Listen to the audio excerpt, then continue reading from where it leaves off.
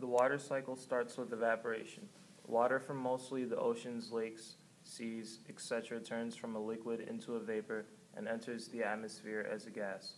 Water can also be evaporated directly off plants in a process called transpiration.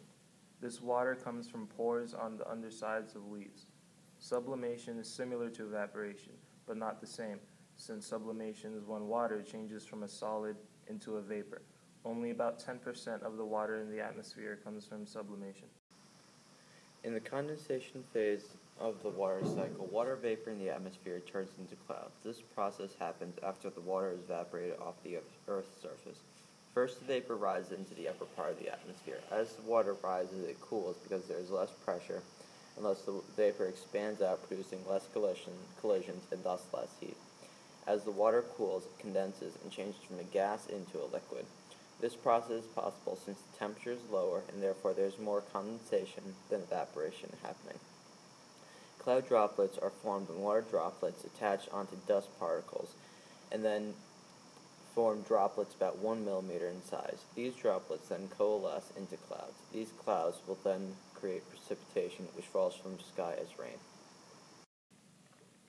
Precipitation is the conversion into liquid or ice water from water vapor. Precipitation happens when clouds are filled with condensation.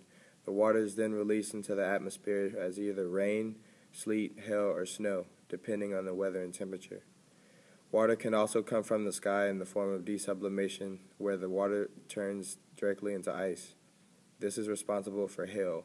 Precipitation can be utilized in many ways. Humans, plants, and animals all depend on rainwater, whether it is for drinking, bathing, or harvesting food. The final part of the water cycle includes two important steps called infiltration and surface runoff. Infiltration refers to the process by which water on the ground enters the soil. The Earth's crust is generally porous, and there is sufficient space in soil and rocks for water. Therefore, water from precipitation generally enters the ground and it becomes groundwater. There is a groundwater flow which takes the groundwater back to rivers and seas.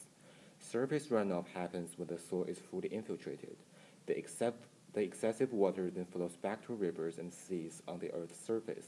Eventually, infiltration and surface runoff both take water back to oceans, where the water cycle started.